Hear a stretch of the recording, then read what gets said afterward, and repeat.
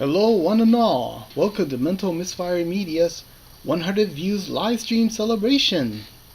I am, as always, your host, Mental Misfire Media. Today, we're going to have a storytelling livestream as usual, and then we will do some questions and answers. Sounds good. Let's begin. So, I guess a recap of sources in order. I have several channels on several websites. My most active one is, of course, BitTube. My second most active one is CocoScope, and of course this one, well, last but not least, as the saying goes. For BitTube, what I did was random word story time. So I would just generate words randomly and incorporate them into my story. CocoScope was a bit different because the situation was they don't have the live streaming capability, so I just recorded standard video and uploaded. For CocoScope, I generated images randomly and then used those images to tell an entire original story. Now for this one, all I did was, let's see here. Here we are, opening remarks. I use a book title generator and then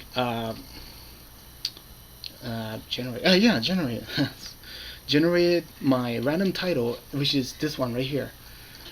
I based an entire story on this, and through all my times doing these impromptu live streams, I noticed that I'm not as good of a writer when I come up with things spontaneously. I do better when I plan, but I want to just plan out the entire stories because that kind of defeats the purpose. Why don't I just make a video? So what I did was got a bunch of pages with footnotes, and then I used it to build my story. And alright, before we start our story, which will last approximately 30 minutes, I will give you guys some intermission time. Afterwards, after the story time and intermission time, I'll be able to answer any questions, comments, anything you may have. So in the meantime, I'm going to play the intermission video. Okay.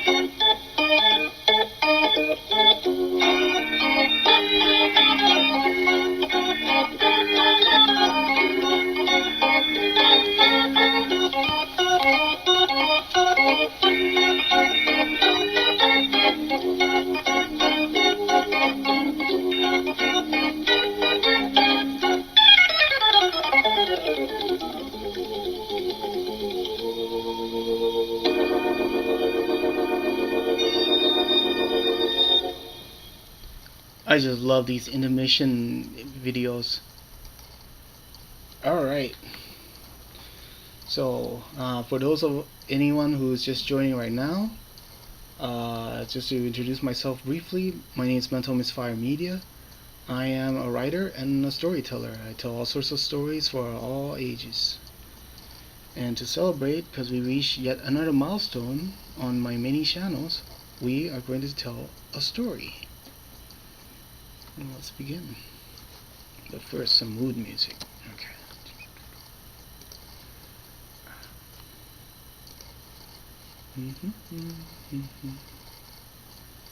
Here we go. Apologies if the background music is a bit loud, but I'm kind of new at this, so let's try to do this correctly.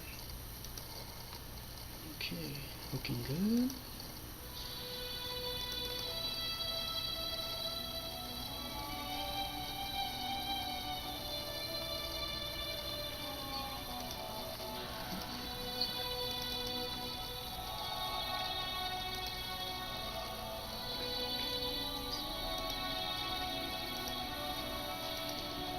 Alright,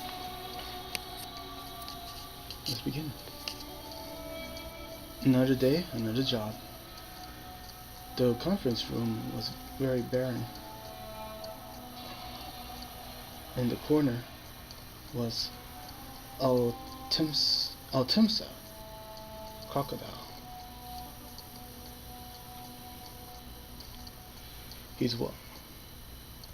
Temsa got his namesake from his tendency to lay in wait for the enemy.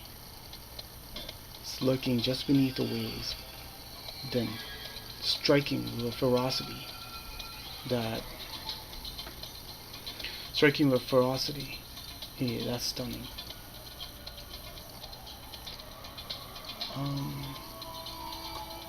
Let's see here. Sorry, one second.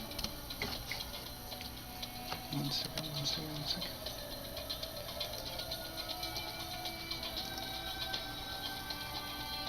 I see. Sorry about that. Yeah, like I said, I'm not good sharing stories spontaneously, but I'll do my best. Let's start over. Another day, another job. The car eased slowly into the parking lot. The abandoned building right in the middle of Cairo. Well, doesn't look any different from all the other buildings surrounding it.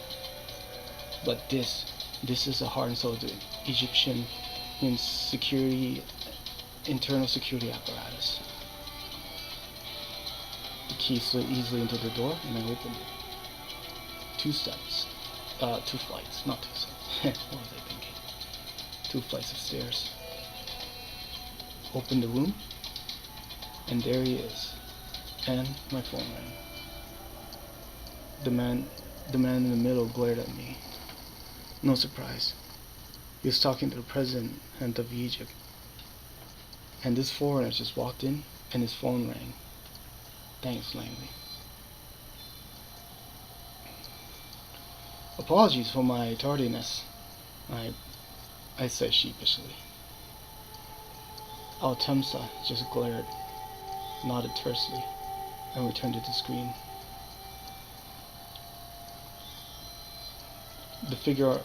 The hooded figure on the screen spoke. As you know, last night was a violent attack.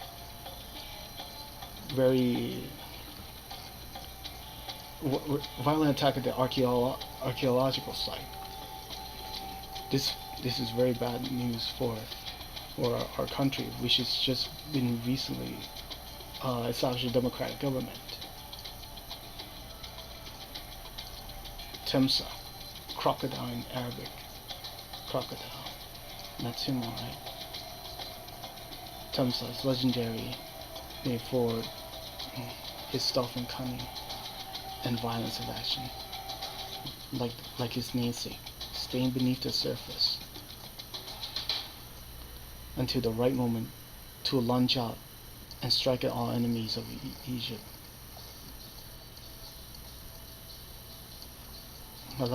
I read his file, and I like his style already. Temsa stared at the president of Egypt,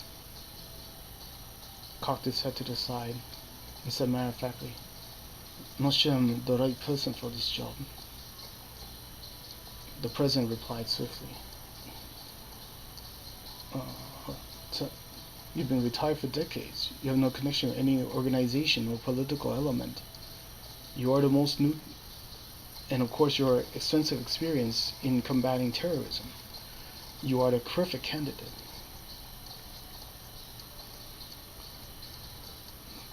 Temsa accepted.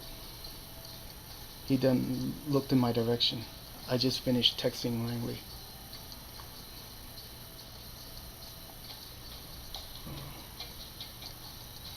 "How can you trust the Americans?" This time the query's on me. So I looked him straight in the eye and told him the truth. "You can't. We're always one election cycle away from an incompetent criminal or traitorous poltroon from either of our identical parties. He's coming in and ruining everything.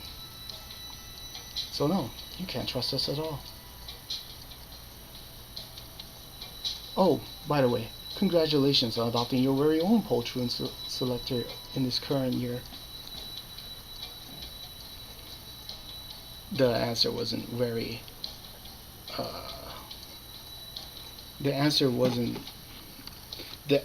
did little to assuage Temsa. The president cleared his throat and corrected me. "The Americans have a vested interest in the success of our democratic project in Egypt." I chimed in, "Of course, at least for this next 4 years. After that, we'll see." Temsa's really unimpressed. But he shrugged and sighed. It's better to deal with the US than the British, ISIS, or worse. Back to the matter at hand. Temsa asked about last night's attack. Okay. What details do you have on this terrorist attack? The president shuffled some papers and then read the report bluntly. Yesterday at 12 after midnight, right, elements suspected to be from ISIS have launched a daring attack on an archaeological site not too far from the outskirts of Cairo. Many artifacts have been destroyed and stolen. Of chief amongst is the statue of the ancient god Anubis. I'm no Egyptologist, but I know a bit about their mythology. The god of death, mummification, and embalming. The one who would judge all the dead before they can go to their eternal reward, either to be consumed by the monstrous crocodile god, or to rejoin Osiris in paradise.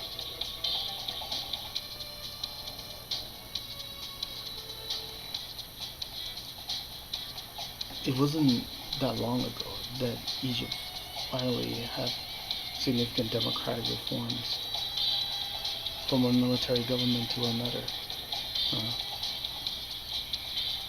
And now it faces one of its most significant challenges in its young life. A terrorist attack, one that goes unanswered, one that leaves its people unprotected. That's a bad look. Not only will the Islamic extremist intelligence be emboldened, so will those who believe that Egypt, embarking on democratic principles, is headed down the wrong path. It's very important that Egypt get back on track and defeat this threat. That's why I'm here. America sent me to help the Egyptians any way I can. But there's a catch.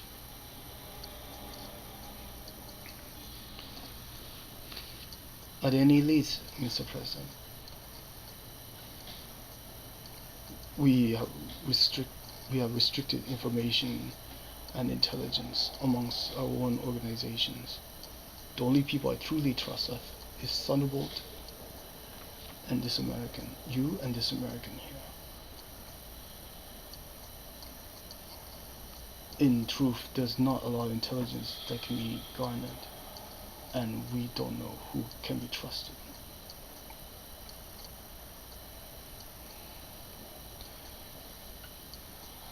For the first time, Temsa relaxed a bit. Temsa was Thunderbolt, Unit 777, created to protect Anwar Sadat from his turbulent beginnings.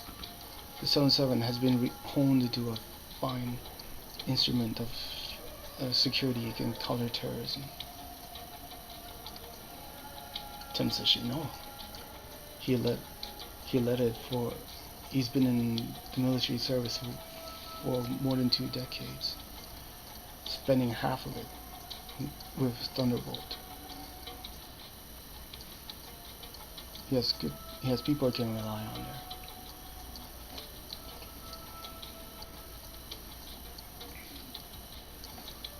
I know I can trust my men from Thunderbolt. Can I trust you? He eyes me suspiciously.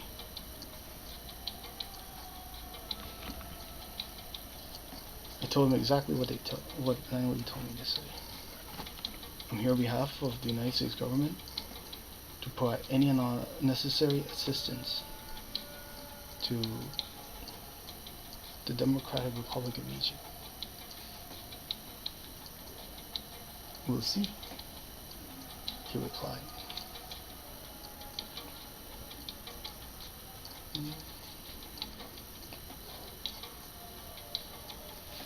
Okay. It is now time for you to go to the site. You remember Al-Qut and Al-Farouk? I read the dossier. Those are the current commander and exo of Thunderbolt, who used to be Temsa's underlings. Of course. They're waiting for you downstairs. Let's not keep them waiting. With that, the president dismissed us, and off we go to the site.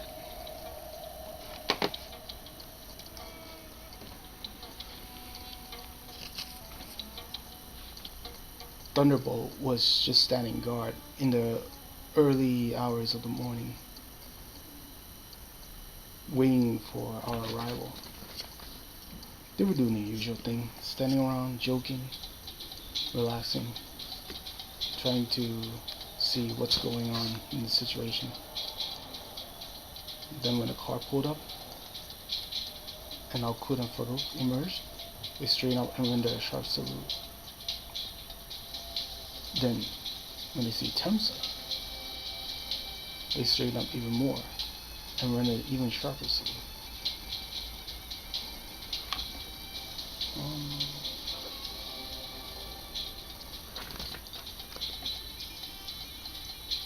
Okay. With that, the archaeology site was open. There was blood everywhere. The bodies wounded had already been evacuated.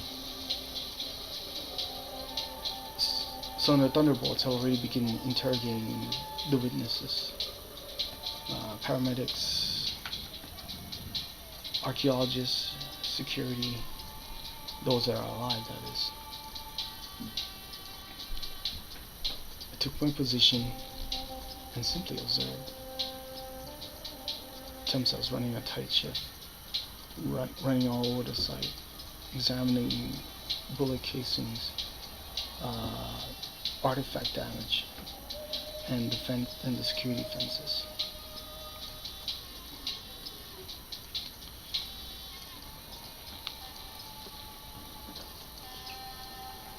I was impressed at how fast Thunderbolt and Temsa worked.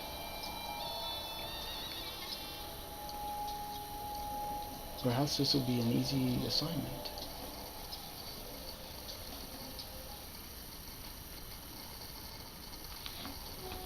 Temsa soon took notice of me, with my thumb on my firing selector, standing there admiring the view.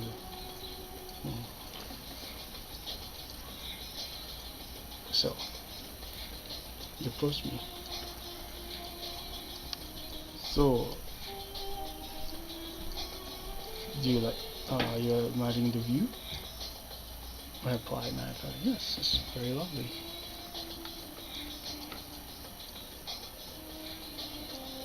Are you going to do anything? I said, I'm standing guard. He's unimpressed by my answer.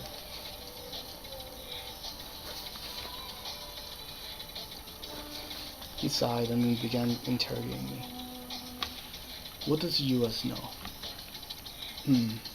Langley knows about as much as you guys. I lied. Then he inquired me about the latest in forensics technology. Your FBI and your police, they should have equipment that will help us investigation, yes? I heard that the major cities in Virginia have some prototype equipment. Ah, excellent. Maybe you can get it over here and help us with this investigation, this horrible terrorist attack. The siren told the truth. It would take weeks to ship the equipment over here. By then the trail will be cold, and you lose the trail. Temsa's more agitated now. Would be nice to have FBI agents, yes? And I smiled. Yes, it would, wouldn't it? Then Temsa stared at me, expecting an answer. Then he realized that was the answer. He just shook his head and proceeded back to his work. And chuckled inside.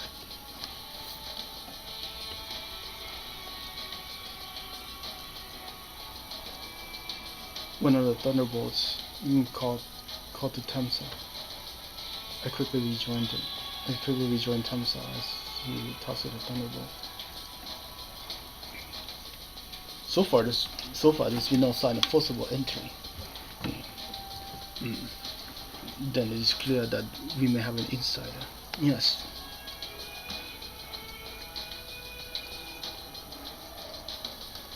How's Alhamud doing?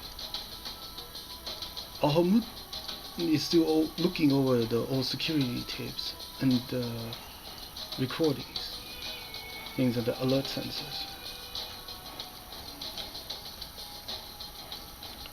If there's no forcible entry anywhere, then it must be an electronic entry. Could it be a hack? Just before the Thunderbolt can answer, there was noise. A shout, a request coming from the security office. It was the intelligence officer, Ahmud.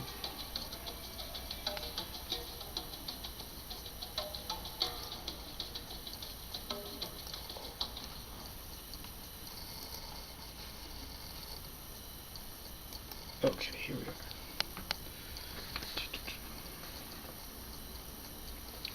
See this video? It's been spliced. It was almost unnoticeable. But to someone who's a veteran of monitoring videotapes and watching feeds, it was a clear splice at around 100 hours sharp. Okay, so it would be very hard to tell who was the one who initiated the illegal entry.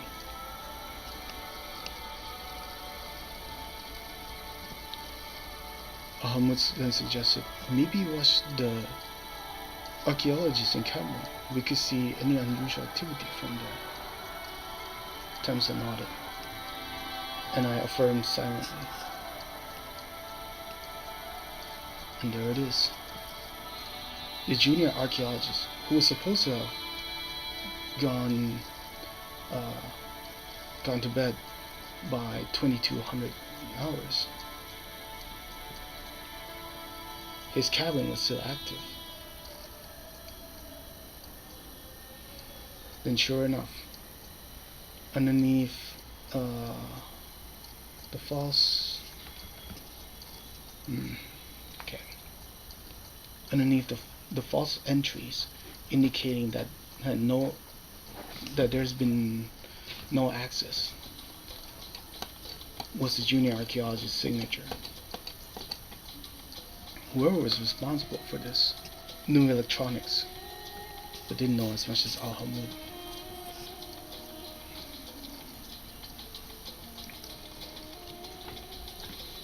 The thunderbolt swiftly grabbed the archaeologist. Timsa and I rushed over. All I could say was this: Rajan Saini! Rajan Saini!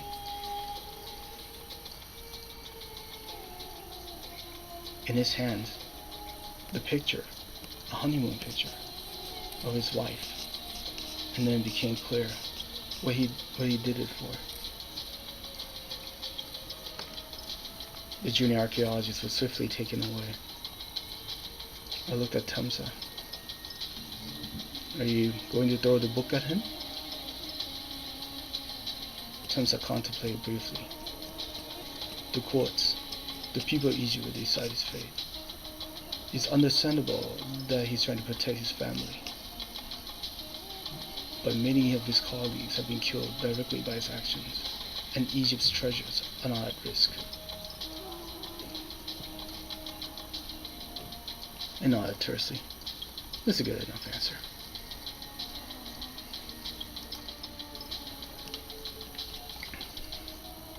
Back in the Mobile Command Center, not too far from the archaeological dig site. Drone footage has been assembled of various IS and suspected IS encampments. I provided three extra ones that the Egyptian missed. So that they don't think I'm completely useless.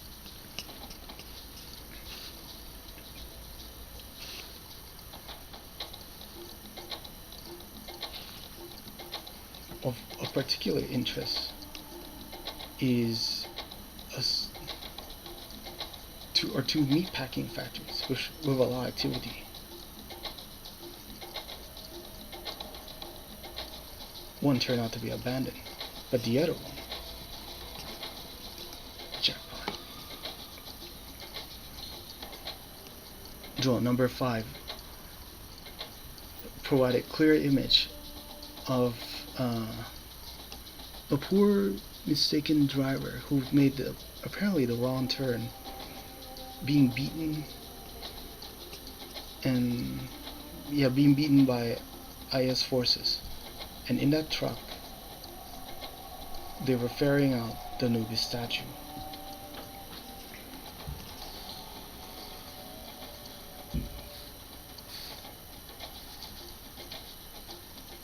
Okay. The plan was set. We're going to attack the abandoned meatpacking facility. Hopefully rescue any hostages and find out where the Anubis statue is headed.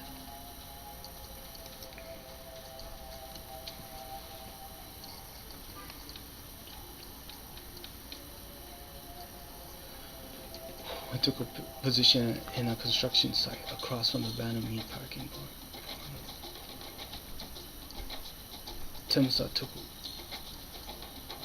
took over watch while the Thunderbolts positioned themselves. Then, quick as lightning, I took the first shot. In a flash, a flurry of bullets ended the IS threat from the former slaughterhouse. In a commotion, Temsa jumped down and grabbed the IS commander. Okay.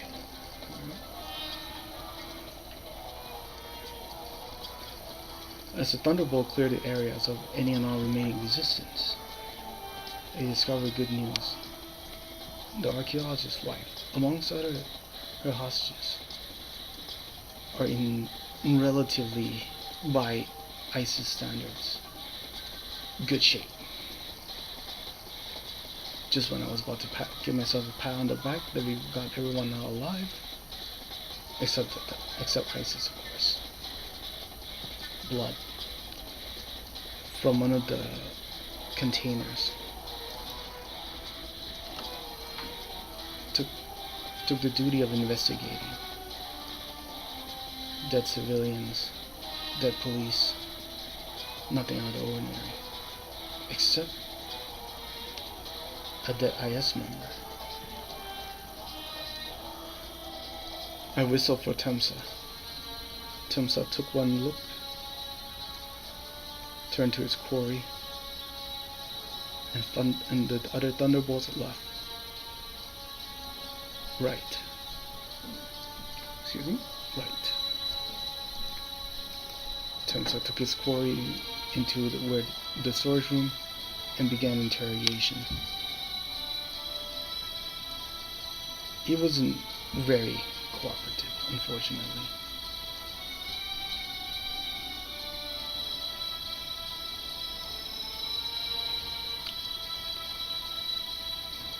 But he did slip. When Temsa asked him why the leader killed his own men, he just laughed through his injuries and mocked him. Al-Murtad was all the leader would say. Apostate in Arabic. Oops, sorry. Okay.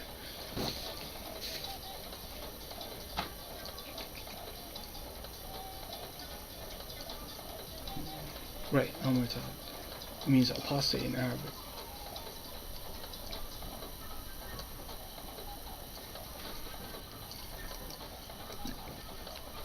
It was puzzling why he would call one of his own Al-Murtad, and for sure he played his life for that. Then, examination of the drone footage, that was drone number 5. The dead ISIS, was trying to rescue, sell Anubis statue, it doesn't matter, for protecting un-Islamic artifacts. He met the same fate as any other infidel, perhaps worse. And the sell to, they're called Geyer. This is what the lie is about. As soon as the attack happened, we knew that Geyer would be in the picture soon. Geyer is an international artifact and archaeological. Whoops, sorry about that. Let's wait for a sec.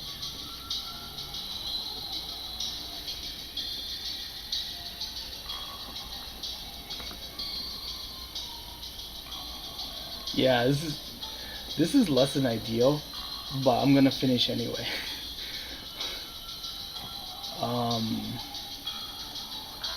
I just might turn this into a video on its own, but that's okay. Let's just finish the current story.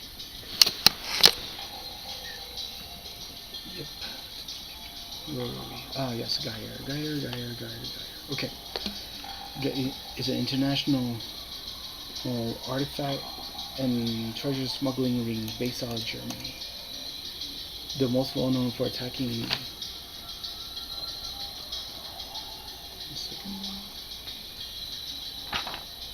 Ah, yes. They're also known for attacking Petroglyph National Monument in New Mexico, killing several rangers there. And rescuing certain artifacts from the Taliban only to sell them in the black market. And of course, who could ever forget the firefight in Angkor Wat? We've been tracking their movements for months now, and we see them operating in the Egyptian outskirts. And then ISIS attack. We knew that something was about to go down. Either ISIS was cooperating with Geyer, or at least one of them has sympathies either towards his own wallet or towards the historical value of these artifacts, or maybe just purely aesthetically. Geyer's going to get their prize. Tracking the license plate brought us to the Sudanese-Egyptian border. In the rocky outcroppings bordering the two nations, Geyer lay in wait, and so did we. Suddenly, a large ragtag convoy appeared. It was a Sudanese warlord.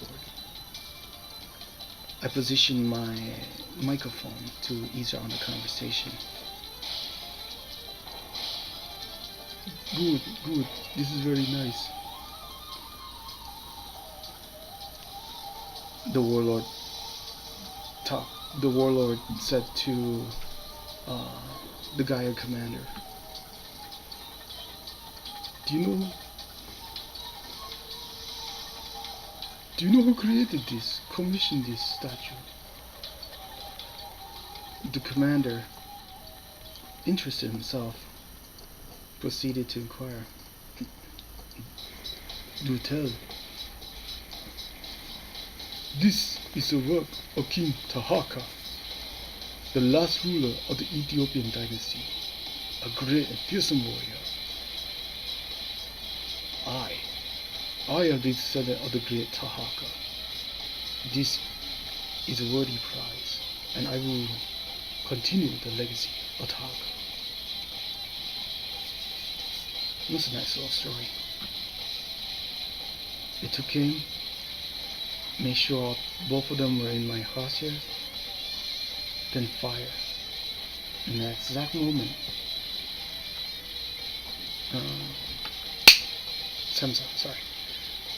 Temsa and the Thunderbolts attacked.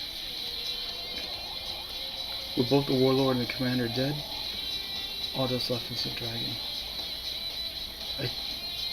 I winged him. Oh, it's Lieutenant, sorry. With both the warlord and the commander dead, all that's left is his lieutenant. The lieutenant swiftly took control, almost as if waiting for the moment to be king. But his kingship would not last long. The first shot winged his arm. Thought it would have amputated. But the second shot made sure that there would be no successor to this. It was a ferocious firefight between Thunderbolts and the Geyers and the militia. But ultimately, Thunderbolt was successful.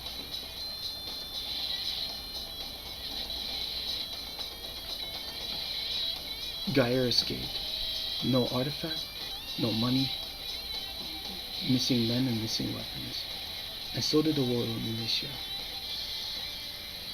No statue, no leaders, missing men and missing weapons. Today is a good day. Akut and Farouk were the first to notice. Sir, come here, he called out to both of us. Behind a rocky outcropping stood a magnificent statue of obsidian and gold. Could try to surreptitiously look at it. Farouk had no such luck. he was gawking at it like a preteen. He was gawking at it like a lonely man would a supermodel.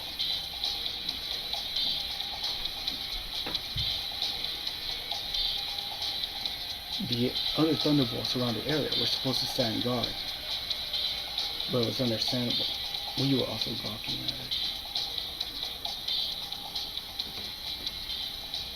This was a Anubis statue. The museum in Cairo is gonna have a field day. We barely were able to bid farewell to our Thunderbolt allies before the president summoned us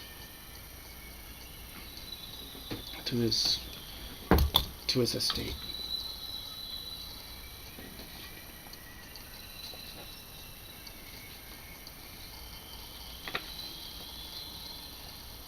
Okay. Although he was less than happy with how we got information from the IS leader, he still couldn't argue with the results. Once again, I tried to make myself useful. We can't teach you how to extract information, the president said. The president replied. The president turned on generosity. That won't be necessary. I continued. Now you need some cocaine and LSD. Okay. The president laughed. But there was a part of me that think that he actually thought that I wasn't kidding. Temsa just shook his head. The president warmly shook both of our hands, and then said, "Thank you for your assistance." Aye, Temsa. You could almost see him physically scoff at that statement. We left the estate, and in the gardens, while we await the chauffeurs to arrive, Temsa broke his silence. Assistance! Ha! So, let me get this straight. You didn't provide us technology. I answered, nope. You didn't provide us personnel. I answered again, nope. When there's killing to be done? I laughed, yep. Temsa is not exasperated. I didn't even know why you come along. You were useless. Fancy that. We could have done it all by ourselves. And you did. Then his frustration turned into confusion. Then confusion turned into laughter.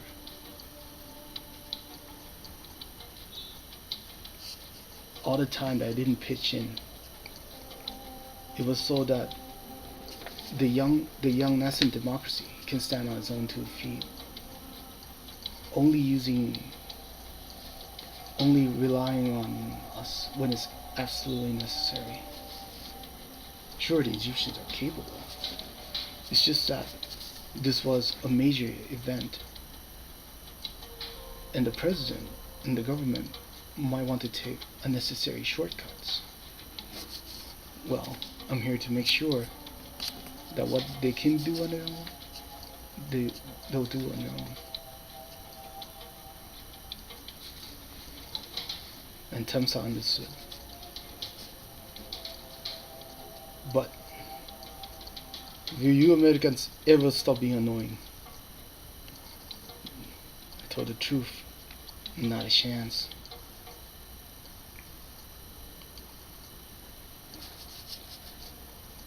Then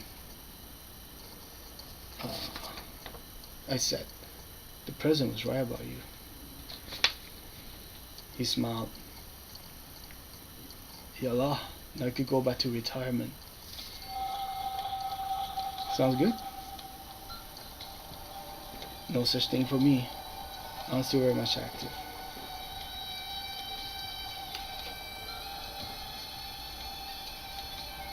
He recognized the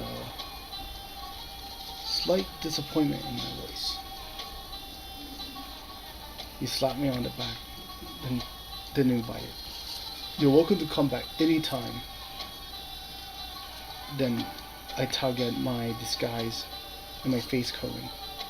Hopefully something a little more comfortable. Then, for the first time, he extended his hand. I extended mine. Assalamu alaikum. Okay.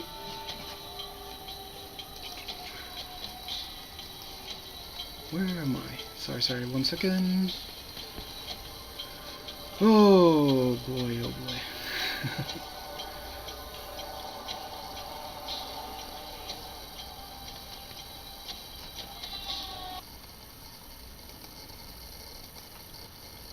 Yay, that was just for story time. Oh man, yeah, that wasn't great. Sorry about that.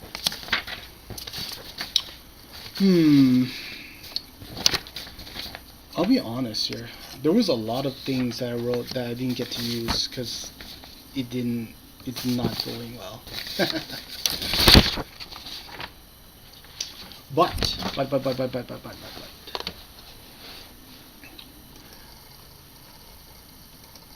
I know what you've seen here isn't all that impressive, but I cordially invite anyone and all who come across this live stream or this video to check out my channel.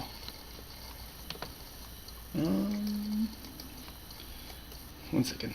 Oh wait. Oh, I made a mistake. Okay, this one. Yes, that's it. Like as I said before, I'm a writer, and I've written. I'm a writer and storyteller, freelance writer. I'm a freelance writer and storyteller, and I'm going to incorporate more and more of my own original ideas and stories onto my channel. See, I tell a lot of bedtime stories. That's for little kids. The 2 original stories I have is Cipher Black and Grimsby, where you can see my wonderful artwork. My plans for this channel is to increase the amount of original content, and also to do more with video making, and maybe in the future branch out to game making. So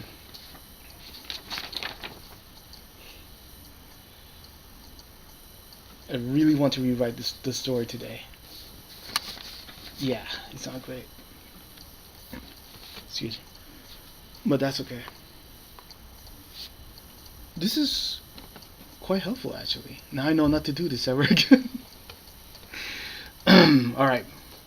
From now on, when I do these views, I'm gonna plan it out to the nines. Yeah, this live stream thing doesn't work.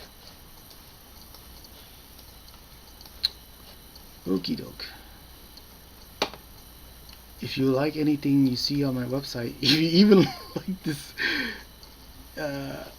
this live stream, it's almost stream of conscious live stream, I cordially welcome you to subscribe and watch my videos. Feel free to leave comments, likes, criticisms, anything at all. I welcome all of it.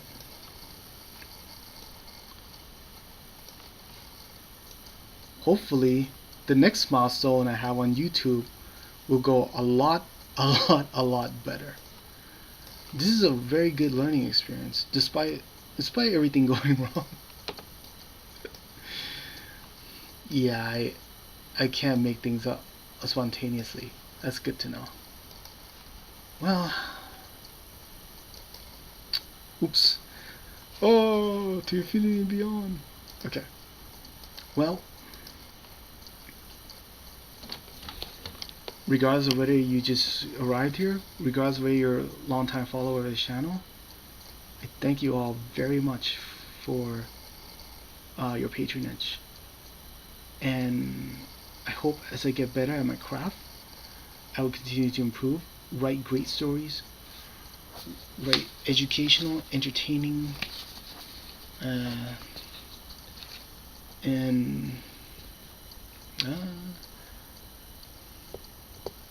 evangelizing stories. Yeah. Educational, entertaining, and evangelizing. That will be appropriate for people of all ages. So, until the next milestone, this has been Mental Misfire Media. Thank you all, and wishing you all God bless. Thank you very much.